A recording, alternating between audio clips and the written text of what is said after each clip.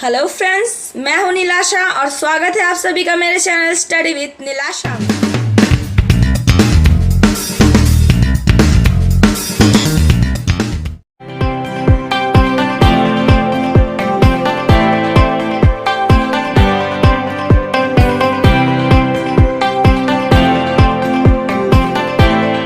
आज हम सभी पढ़ने जा रहे हैं एनसीईआरटी की कक्षा 6 की हिंदी की पुस्तक वसंत का पाठ 3 नादान दोस्त, जो कि प्रेमचंद मुंशी जी द्वारा रचित है। प्रेमचंद जी हिंदी के युग प्रवर्तक रचनाकार हैं। उनकी रचनाओं में तत्कालीन इतिहास बोलता है। वे आदर्शोन्मुख यथार्थवाद के समर्थक हैं। उन्होंने अपनी रचनाओं में जनसाधारण की भावनाओं, परिस्थितियों एवं उनकी समस्याओं का अत्यंत मार्मिक चित्रण किया है। नादान दोस्त कहानी में प्रेमचंद जी ने केशव और श्यामा नामक दो बच्चों की बाल सुलभ जिज्ञासाओं एवं अज्ञानताओं का वर्णन किया है। मुंशी प्रेमचंद जी द्वारा रचित कहानी नादान दोस्त के पहले भाग में बताया गया है कि केशव के घर में कार्निस, जिसका मतलब होता है दीवार के ऊर का आगे बढ़ा हुआ भाग, उस पर एक चिड़िया ने अंडे दिए थे। केशव और उसकी बहन श्यामा दोनों ही चिड़िया को बड़े ध्यान से देखा करते थे। दोनों बच्चे चिड़ा और चिड़िया को देखने में इतना गुम हो जाते कि उन्हें खाने पीने तक की सुध भी नहीं रहती थी। दोनों के मन में अंडों को लेकर कई सवाल उठते थे कि अंडे कितने बड़े होंगे, उनके रंग कैसे होंगे, कितने होंगे, क्या खाते होंगे, अंडों में से बच्चे कैसे निकलेंगे इत्यादि। पर उनके इन सवालों का जवाब उन्हें नहीं मिल पाता, क्योंकि उनकी माता दिन भर घर के कामों में व्यस्त रहती और उनके पिताजी को भी पढ़ने लिखने से फुर्सत न थी।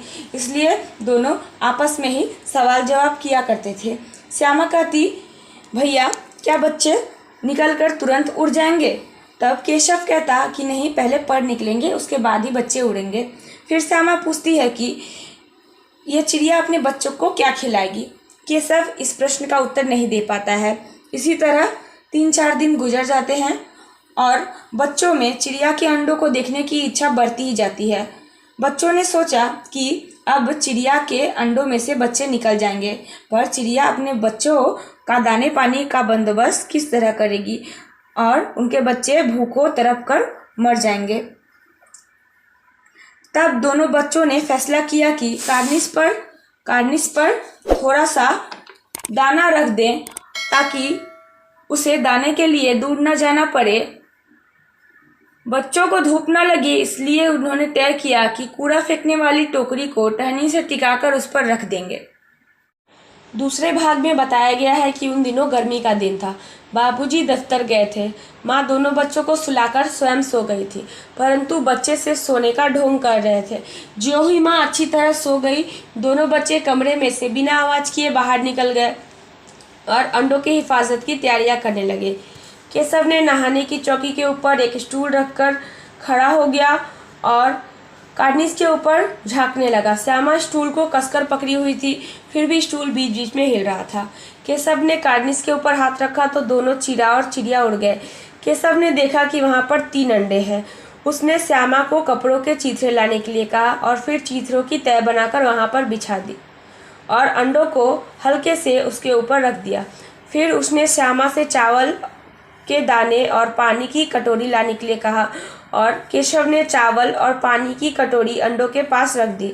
अंत में केशव ने श्यामा को टोकरी लाने के लिए कहा और उस टोकरी को एक लकड़ी से टिकाकर अंडों के ऊपर रख दिया, ताकि उसे धूप न लगे। श्यामा गिड़गिड़ाती रही, क्योंकि उसे भी अंडे देखने थे, परंतु केशव ने स्टूल और चौकी को जाकर रख दिया और श्यामा को अंडे नहीं देखने दिए, क्योंकि उसे डर था कि अगर श्यामा गिर जाएगी तो माँ उसे बहुत पीटेगी। तभी वहाँ पर माँ आ गई और दोनों बच्चों को डांट फटकार कर कमरे में लेके गई। दोपहर के 2 बज रहे थे, तभी दोनों बच्चों को नींद आ गई। कहानी के तीसरे भाग में बताया गया है कि जब 4 बजे तब श्यामा की नींद अचानक से टूट गई। तब उसने देखा कि दरवाज़ा खुला हुआ है और वह दौड़ती हुई कार्निस के पास पहुंची तो उसने देखा कि अंडे नीचे गिरकर फूट गए हैं। तभी वहां पर केशव भी घबराता हुआ आया और वह देखा कि अंडे फूट गए हैं और उसमें से उजला पानी निकल रहा है। तभी माँ भी वहां पर आ गई और अंडों को टूटा हुआ देख बोली, किसने छुआ है। तब श्यामा को केशव के ऊपर क्रोध आ गया और वह माँ से कह देती है कि भैया ने ही अंडों को हाथ लगाया था। तब केशव ने माँ को सारी बात बता दी।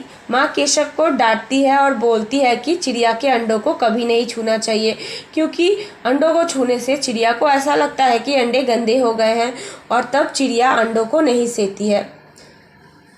केशव तो केवल अंडों की देखभाल करने की कोशिश कर रहा था, परंतु अनजाने में उससे यह पाप हो गया, जिसके कारण वह कई दिनों तक अपनी गलती पर अफसोस करता रहा और कभी कभी उसे याद कर कर रो भी पड़ता था।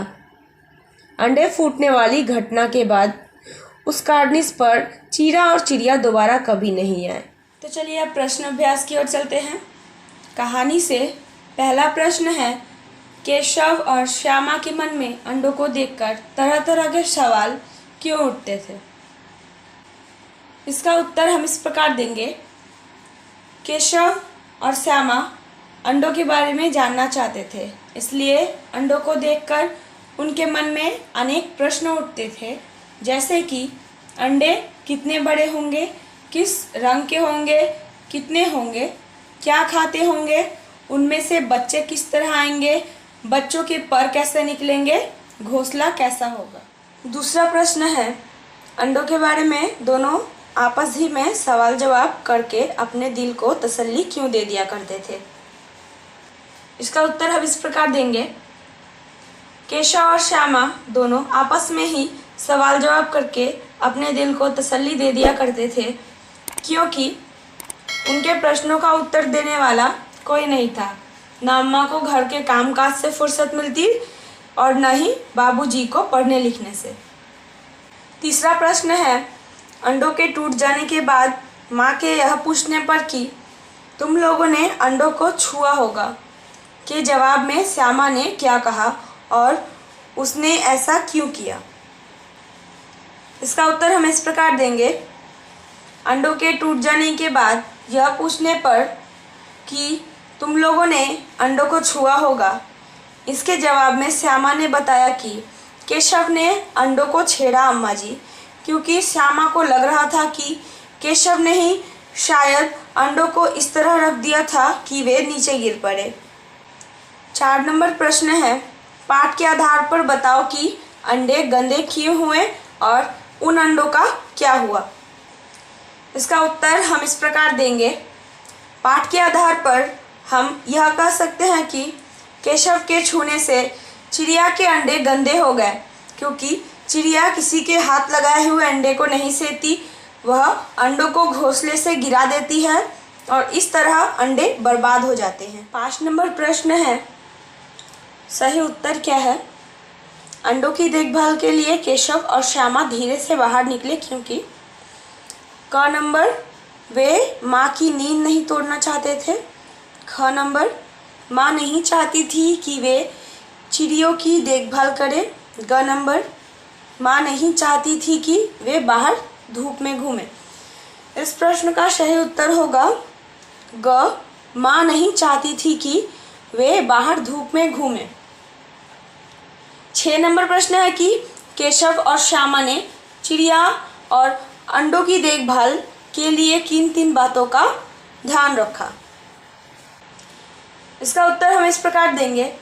केशव और श्यामा ने चिड़िया और अंडों की देखभाल के लिए निम्नलिखित बातों का ध्यान रखा।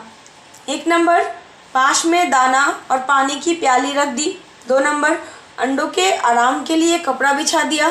3 नंबर, धूप से बचने के लिए अंडों को टोकरी से ढक दिया।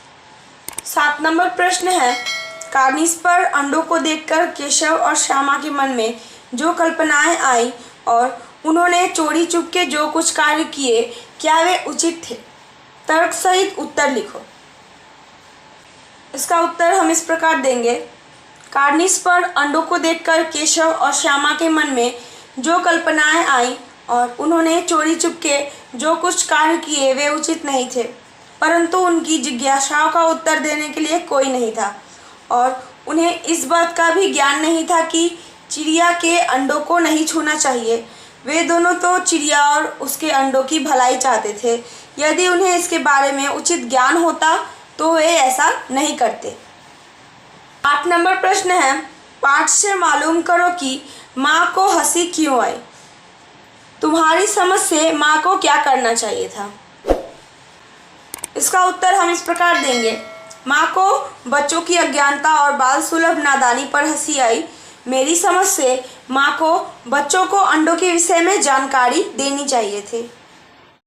तो दोस्तों, आशा है पूरा वीडियो देखने के बाद आपको इससे ज़रूर कुछ मदद मिलेगी, और अगर आपको मेरा वीडियो पसंद आता है तो आप मेरे वीडियो को लाइक और शेयर ज़रूर करें, और मेरे चैनल को सब्सक्राइब करना बिल्कुल भी ना भूलें। Thank you.